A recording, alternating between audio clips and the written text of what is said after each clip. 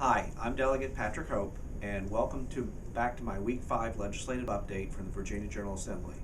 We had quite a week here in Richmond where we finally made it to crossover on Tuesday, which is the midpoint. Any bill that hasn't passed one body by this point is dead for the year. Some of the highlights of the first 4 weeks include the following pieces of legislation. On abortion, a bill to ban most abortions after 20 weeks of pregnancy failed to advance from a House of Delegates committee on Friday. The bill would have imposed new restrictions on abortion based on theories about when fetuses become capable of feeling pain. Virginia law already bans most abortions after the second trimester or the 27th week, except when a mother's health is at stake. On charter schools, Republican majorities in both the House and the Senate have pushed for constitutional amendments to encourage more charter schools. The House passed its version of the amendment and enabling legislation to place the issue on the November ballot. However, the effort in the Senate failed. Currently, only local school boards can establish a public charter school, and only 9 to date have been approved in the state. On ethics, the Senate last week advanced legislation that would make several significant changes to the conflict of interest ethics law that we passed last year. The new bill would exempt food and beverages from the gifts that must be disclosed and counted towards the $100 annual aggregate gift amount that lawmakers can accept from lobbyists and their principals.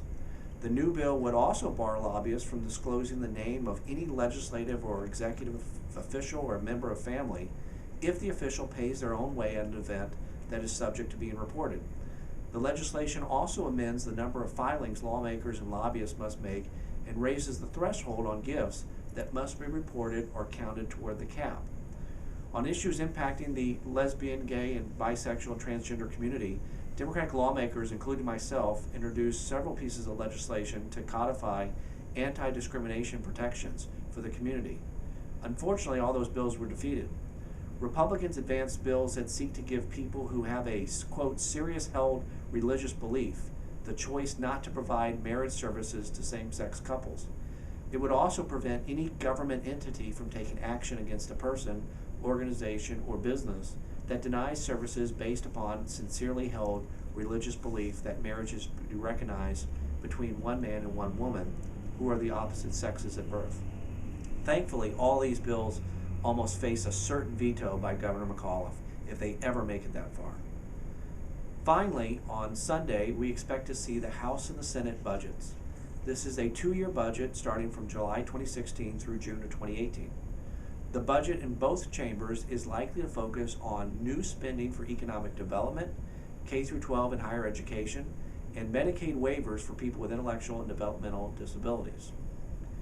The House Appropriations Committee will likely propose to pay off pension contributions for the Virginia retirement system that were deferred 6 years ago.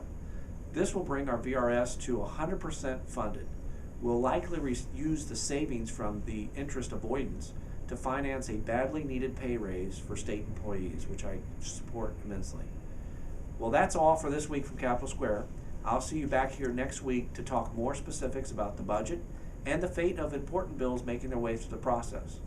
In the meantime, don't hesitate to contact my Richmond office or Arlington office if I can ever be helpful, or you can visit my website at hopeforvirginia.org. Thanks for watching. We'll see you back here next week.